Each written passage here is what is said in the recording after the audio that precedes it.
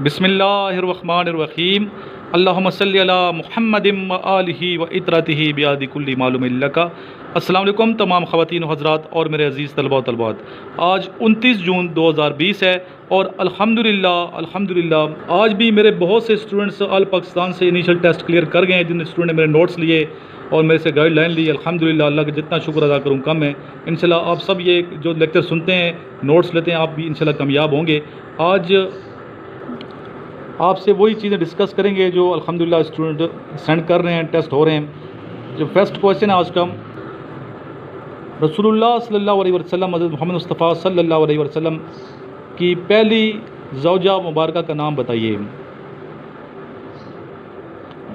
پہلی ام المؤمنین ہے، ام المؤمنین حضرت خدیجۃ الکبریٰ رضی اللہ تعالیٰ عنہا۔ جنگ یمامہ کن کے ایرا میں ہوئی، کن کے زمانے میں ہوئی؟ حضرت ابو بکر صدیق رضی اللہ تعالیٰ عنہ۔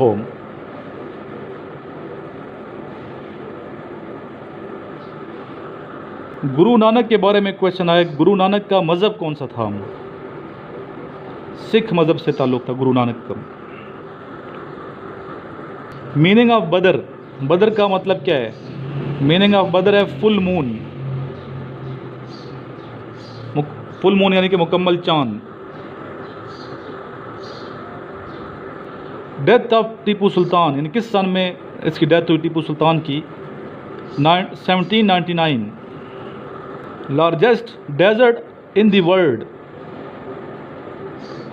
سہارا ڈیزرٹ۔ سورہ نیم آن آنٹ، نہیں وہ سورہ جو چونٹی پہ ہے اس کا نام بتائیے، وہ ہے سورہ نمل۔ بلوچستان میں کتنے دریا ہیں؟ Total number of rivers in Balochistan, the answer is 7۔ پیر پور رپورٹ ڈیٹ، پیر پور رپورٹ ڈیٹ سن پوچھا گیا ہے 1938۔ حضرت معاذ رضی اللہ تعالیٰ عنہ کہاں کے گورنر تھے؟ یمن کے۔ اسٹوڈنٹ جتنے بھی کویشچن میں بتا رہا ہوں یہ تمام کویشچنز آ چکے ہیں، اور ان تمام کویشچن کو آپ خود بھی یاد کیجیے اور اس کا لنک آپ شیئر کیجیے، اور کائنڈلی یہ نوٹس منگوائیں، بہت اچھے نوٹس ہیں، بہت زیادہ لڑکے منگوانا شروع ہو چکے ہیں الحمدللہ، اور میں چاہتا ہوں کہ زیادہ سے زیادہ اسٹوڈنٹ منگوائیں تاکہ زیادہ سے زیادہ اسٹوڈنٹ میرے آرمی آفیسرز بن جائیں۔ نوٹس کے لیے مجھے آپ کال کر سکتے ہیں 0323916191۔ ٹی سی ایس کرتا ہوں یا لیپٹ کے ذریعے سے یہ آپ تک پہنچاتے ہیں، 24 گھنٹے میں یا 48 گھنٹے میں نوٹس آپ کے پاس ہوتے ہیں الحمدللہ۔ السلام علیکم سر جی، الحمدللہ میں نے پی ایم اے 146 کا انیشل ٹیسٹ کلیئر کر لیا سر، اور یہ سب سر جی آپ کی رہنمائی کے سبب ممکن بنا ہے۔ اس کے علاوہ سر جی جو آپ کے یوٹیوب پہ موجود لیکچرز ہیں وہ بھی میرے لیے کافی ہیلپ فل رہے ہیں سر۔ تھینک یو سر، اللہ آپ کو سلامت رکھے، اللہ حافظ۔ السلام علیکم دوستوں، میرا نام ہے مسرور احمد اور میرا تعلق کراچی سے ہے۔ الحمدللہ میں نے PCC 32 کلیئر کر لیا ہے اور میرا فزیکل میڈیکل بھی ہو چکا ہے، اور میں اب ISSB کے لیے پریپریشن کر رہا ہوں۔ میں نے یہ سب سر عمران کے یوٹیوب چینل سے، اور سر عمران کے میں نے نوٹس منگوائے ہیں۔ یہ جو نوٹس ہیں سر عمران کے بہت ہی زیادہ ہیلپ فل ہیں، میں نے انہیں سے تیاری کی ہے، اور آپ بھی سر عمران کے نوٹس منگوائیں اور سر عمران کے یوٹیوب چینل کو سبسکرائب کریں تاکہ آپ کو ISSB میں بھی اور انیشیل میں بھی ہیلپ ہو اور آپ آسانی سے ٹیسٹ کلیئر کر جائیں۔ Thank you, God bless you, السلام علیکم۔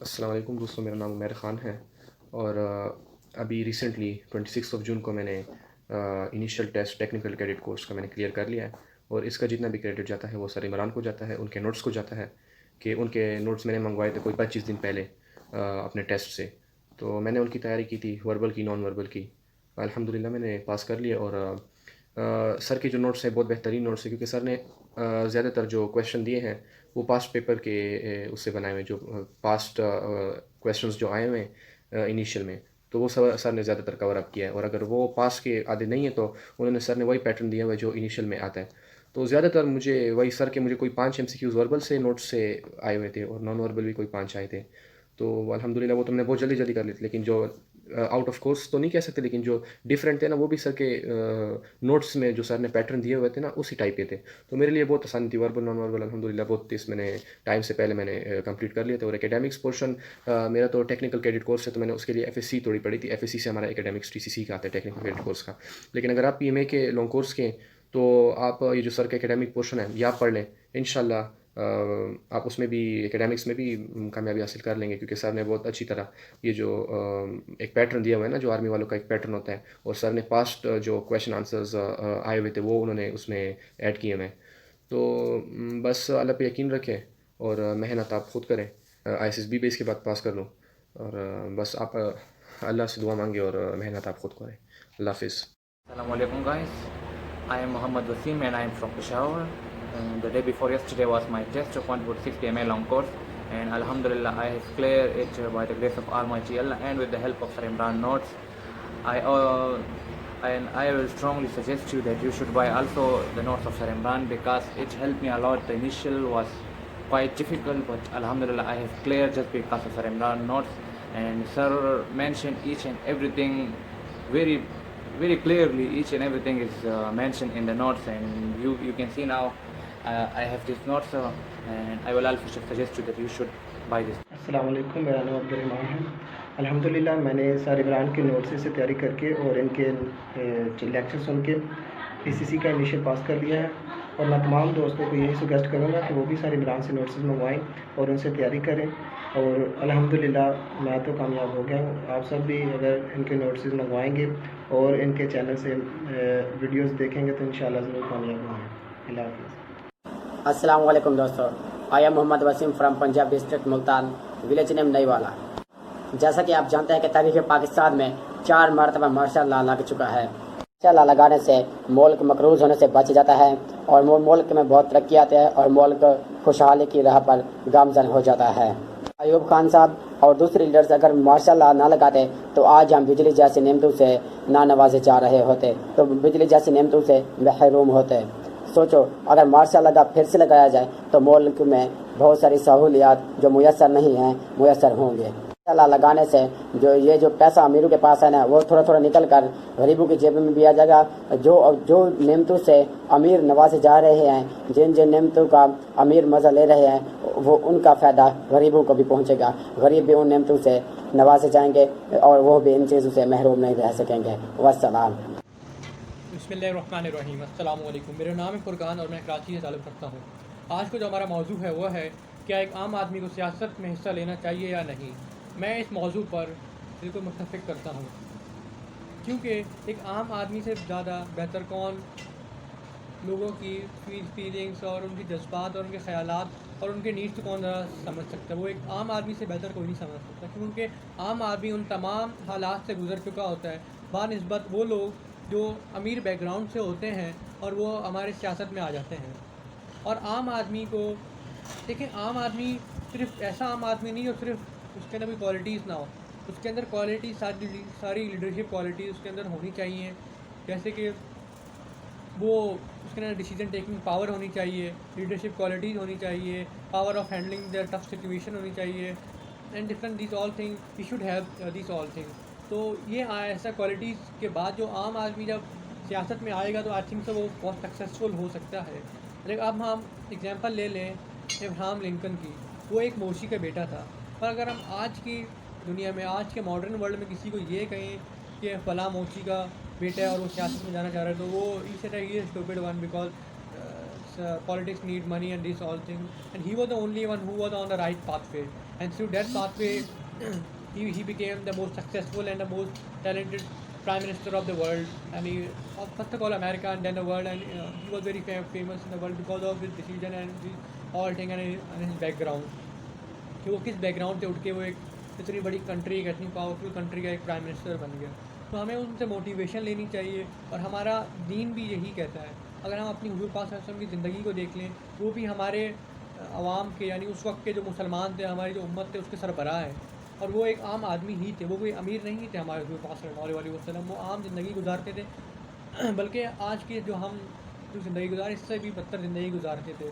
وہ میرا بدتر کا مطلب یہ ہے کہ انہوں نے ہمیں دکھایا، ایک عملی نمونہ دکھایا کہ کیسے انسان کو زندگی گزارنی چاہیے اور کیسا انسان کن کن حالات میں اور کس کس جگہوں پہ جا سکتا ہے. وہ ہماری امت کے ایک سربراہ ہیں، اور ان سے بہتر ہمارے لیے کوئی موٹیویشن نہیں ہے. وہ بھی ایک عام آدمی تھے، انہوں نے بھی سیاست کی. سیاست کا مطلب پراپر وہ سیاست نہیں کہتے، انہوں نے لیڈرشپ کی. انہوں نے اون کیا ایک پوری مسلم کمیونٹی کو، اور ابھی بھی وہ ہمارے he is a saviour and he is a prophet of this امہ and we believe in oneness of prophet صلی اللہ علیہ وسلم. تو میں اس موضوع پر بالکل متفق ہوں کہ ایک عام آدمی کو سیاست میں آنا چاہیے. اعوذ باللہ من الشیطان الرجیم. بسم اللہ الرحمن الرحیم. My name is Muzammil Fayyaz and I am from Multan. جو میرا آج کا ٹاپک ہے وہ یہ ہے کہ کیا ایک غریب آدمی سیاست کر سکتا ہے یا نہیں. دیکھیں، غریب آدمی ایک سیاست کر سکتا ہے. غریب آدمی کو بہتر سے بہتر پتہ ہوتا ہے، وہ ملک کو بہتر سے بہتر چلا سکتا ہے. جو امیر ہوتا ہے اس نے نہ اپنی زندگی کے اندر کبھی مشکلات دیکھی ہوتی ہیں، اسے ہر وقت ایسی میسر ہوتا ہے، تعلیم اسے بہترین سے بہترین دی جاتی ہے. اور جو ایک غریب ہوتا ہے وہ اپنی زندگی کے اندر اتنی مشکلات کو سہ لیتا ہے کہ وہ آئندہ آگے چل کر ایک بہترین سے بہترین کام کر سکتا ہے. کیونکہ جب آپ گرتے ہیں اور جب آپ کبھی زندگی کے اندر فیل ہوتے ہیں تو تبھی آپ کو پتہ چلتا ہے کہ آپ کی امپورٹنس کیا، اور آپ دوبارہ محنت کرتے ہیں. اور غریب کی زندگی کے اندر یہی ہے، اسے نہ کبھی اے سی ملتا ہے، نہ ہی اسے بہترین تعلیم ملتی ہے. وہ سرکاری اسکولوں کالجوں میں دھکے کھا کے تب جا کے ایک ڈگری کمپلیٹ کرتا ہے. وہ ایک بہترین سے بہترین کام کر سکتا ہے. پاکستان کے اندر جتنے بھی سیاستدان ہیں وہ امیر ہیں، اور انہیں عوام کا تو کوئی ہے نہیں، اپنے مفاد کے پیچھے پڑے ہوئے ہیں، اپنا مفاد انہیں ہے، اور جس وجہ سے پاکستان ترقی نہیں کر پا رہا. میں کہتا ہوں کہ اگر کبھی پاکستان کے اندر ایک غریب آدمی آیا اور وہ ملک کے لیے آئے اور سیاست کرے تو وہ ملک کو بہترین سے بہترین بنا سکتا ہے. کیونکہ غریب آدمی کے اندر اتنی محرومیاں ہوتی ہیں کہ اسے پتہ ہوتا ہے کہ میرے اندر کیا محرومی ہے اور میں نے دوسروں کے اندر کیا کرنا ہے. وہ ایک نیا جذبہ ہوتا ہے اس کے اندر، وہ اپنے ملک کو بہترین سے بہترین کر سکتے ہیں. اور پاکستان ایک بہترین سے بہترین ملک ہے. یہاں ہمیشہ صرف غریب کو دبایا جاتا ہے. اگر اس ملک کے اندر غریب کو اوپر لایا جائے تو غریب بہترین سے بہترین کام کر سکتا ہے. اسی طرح چند مثالیں ان بزنس مینوں کی ہیں جو کہ بہت زیادہ غریب تھے، اور لیکن اللہ تعالیٰ نے انہیں دیا کیا ہے کہ وہ اپنی محنت کے بل بوتے پر اتنا آگے گئے ہیں. پاکستان کے اندر جتنے بھی سیاستدان انہیں یہی چاہیے کہ غریبوں کو پروموٹ کرے اور انہیں موٹیویٹ کرے تاکہ وہ بھی سیاست کے اندر آئیں اور اس ملک کے لیے کچھ نہ کچھ بہترین کر سکیں. اور ایک غریب بھی اپنے ملک کے لیے اتنا ہی حق رکھتا ہے جتنا کہ کمی رکھتا ہے. Thank you. جینٹل مین، مجھے جو ٹاپک ملا ہے وہ یہ ہے کہ کیا ایک عام آدمی سیاست کر سکتا ہے. یعنی سب سے پہلے میں یہ بتاؤں گا کہ سیاست ہر کوئی بندہ کر سکتا ہے. یہ سیاست ڈپینڈ کرتا ہے پرسنل جو کوالٹیز ہے اس پر. سیاست کے لیے کیا ضروری ہے؟ فرسٹ آف آل سیاست لیڈرشپ کوالٹیز. اگر ایک بندے میں لیڈرشپ کوالٹیز موجود ہے تو وہ بالکل سیاست کر سکتا ہے. جینٹل مین، سیاست کے لیے یہ بھی ضروری ہے کہ بندہ تھوڑا مشہور ہو، لیکن آدمی کی جو محنت اور کوشش ہے اس میں کوئی حرج نہیں. اگر ایک بندہ بہت غریب ہے، وہ محنت شروع کرتا ہے، اپنے آپ میں انٹیگریٹی لیڈرشپ کوالٹیز پیدا کرتا ہے، لیڈر بن سکتا ہے، تو وہ سیاست کر سکتا ہے. سیاست کے لیے یہ ضروری نہیں کہ آپ بڑے بزنس مین ہو، بڑے ایک بیوروکریٹ ہو. سیاست ہر ایک شخص کر سکتا ہے. سیاست کے لیے ایمانداری ایک ضروری چیز ہے. اگر آج سیاست دان آپ بن جاؤ اور کل جھوٹے وعدے لوگوں کو دو تو اس سے بہتر ہے کہ آپ سیاست نہ کرو. لیکن اگر آپ سیاست کرو گے تو اس کے لیے آپ کو ایماندار ہونا بہت زیادہ ضروری ہے. جنٹل مین، جیسا کہ ہم اپنے ارد گرد نظر ڈالیں تو بہت سارے لوگ ایسے چھوٹے چھوٹے بستیوں سے نکلے ہیں اور آج کل دنیا پر حکومت کر رہے ہیں. یورپ کو ہم دیکھیں، جمہوری آزادی ہر ایک شخص کا بنیادی حق ہے. اگر ہر ایک شخص اس جمہوری آزادی کو استعمال کرے وہ کچھ بھی بن سکتا ہے. اس میں کوئی کسی کا اختیار نہیں ہے، پرسنل ڈیپینڈ کرتا ہے. تو میں اس سے یہ بات عرض کرتا ہوں کہ سیاست ہر ایک کر سکتا ہے. اس کے لیے ضروری نہیں ہے کہ آپ بزنس مین ہو، آپ چاہے کچھ بھی ہو، لیکن سیاست ہر کوئی کر سکتا ہے. Thank you gentleman. Rahman Rahim. My name is Faisal Khan. I belong to Mansehra, and today my topic is about: is a normal man can do politics or not? So, according to my opinion, every normal man and every citizen inside my country, he can do politics, because there is democracy, and this is the right of everyone, obligatory of everyone. That maybe he is a poor, maybe he is a rich, but he has ability, capacity, he has quality of leader, so he can do politics in Pakistan. As we look to the Imran Khan, he was also a normal man. Maybe he was a captain of our national team, but in the case of politics, he was a normal man. There were no jack of him. So he joined to the politics in 1996, and after the 22 years, he became the PM of Pakistan. And as we look to the Murad Saeed, he was also a normal student in Peshawar University, and nowadays he's a minister. As we look to the Shahryar Khan Afridi, he was also a normal man, and nowadays he's also a minister. So we can say everyone can do politics, but if every normal man has quality, capacity, and which the quality which is necessary for every leaders that lead to the nation.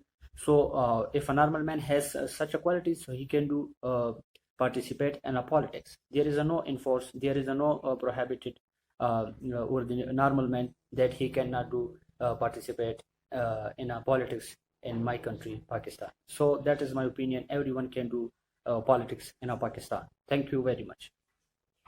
अस्सलाम वालेकुम, मैं फैसलाबाद की तहसील जड़ावाला से belong करता हूँ। मैंने गुज़िश्ता रोज़ sir Imran साहब से इन नोट्स के लिए ऑर्डर किया था, जो कि आज जुमे वाले दिन मुझे मौसूल हो चुके हैं। मैं सर इमरान साहब का दिल से शुक्रगुजार हूँ कि नागहानी हालात में भी उन्होंने अपनी तालीम घरों तक हम बच्चों को फराहम की। तो मैं उन बच्चों सबको एडवाइस करूँगा कि जिन्होंने 146 लॉन्ग कोर्स के लिए अप्लाई किया हुआ है, तो वो ये नोट्स ऑर्डर करें और इनसे फ़ायदा उठाएँ। जज़ाकल्लाह, अल्लाह हाफिज़। बिस्मिल्लाहिर्रहमानिर्रहीम। अस्सलाम वालेकुम जेंटलमैन, मेरा नाम आसिम ज़फ़र है और मेरा आज का उन्वान है जी, क्या मार्शल लॉ मुल्क की बका के लिए ज़रूरी है। किसी मुल्क में मार्शल लॉ उस वक्त नाफिज की जाती है जब फ़ौज को लगे कि इस मुल्क के जो सियासतदान हैं वो अब मुल्क चलाने के लिए नाअहल हैं और मज़ीद अख्तियारात इन लोगों के हाथ में रहे तो मुल्क को बेशुमार मुश्किलात का सामना करना पड़ सकता है। तो इसी सूरत हाल पर जो फ़ौज होती है वो मार्शल लॉ लगा देती है और मुल्क को अपने अंडर में ले लेती है। लेकिन कुछ अरसे बाद सियासत के लिए नेक और दयानतदार लोगों का इंतखाब किया जाता है। जो नाअहल और करप्ट सियासतदान होते हैं उनको हुकूमत अदालतों के हवाले करके जो सज़ा होती है उनको दी जाती है। आवाम को इंसाफ की फराहमी जो होती है वो मार्शल लॉ के इंतखाब में शामिल होती है और इसी मकसद के लिए फ़ौजी अदालतें कायम की जाती हैं। लेकिन हमारी नस्ल को खुदा का शुक्र अदा करना चाहिए कि अब जो वक्त है बहुत तब्दील हो चुका है। हमारी जमहूरियत मुल्क में जमहूरियत भी है और कौम इसकी बरक़ात से भरपूर फैज़याब हो रही है। हमारे मुल्क के जो वज़ीर आज़म हैं वो बखूबी अपनी ज़िम्मेदारियाँ निभा रहे हैं और तमाम इदारे इनके मातहत हैं और किसी की ये मजाल नहीं कि वो इनके हुक्म की खिलाफ वर्जी कर सके। हमारी मुल्क की जो फ़ौज है वो मुल्क की सरहदों पर यकसू है और दुश्मन, यही वजह है कि दुश्मन हमारी मुल्क की तरफ मैली आँख भी नहीं दे सकता। हमारे मुल्क में राय का इजहार पर कोई पाबंदी नहीं, जैसे कि मार्शल लॉ में होता है। आप जब चाहें जैसे चाहें किसी की करप्शन को बेनकाब कर सकते हैं। आप किसी में इतनी जुर्रत नहीं कि वो आपकी ज़ुबान और कलम को रोक सके। ताकतवर लोग जो हैं अब कानून के सामने बेबस हैं। हमारे जो इदारे हैं वो अब मजबूत हो चुके हैं और माशरत को भी मुस्तहकम कर रहे हैं। गुज़श्ता कई अरसों से हमारे मुल्क में मार्शल लॉ नहीं लगी और उम्मीद है कि आने वाले वक्त में भी हमें मार्शल लॉ की ज़रूरत नहीं पड़ेगी। शुक्रिया।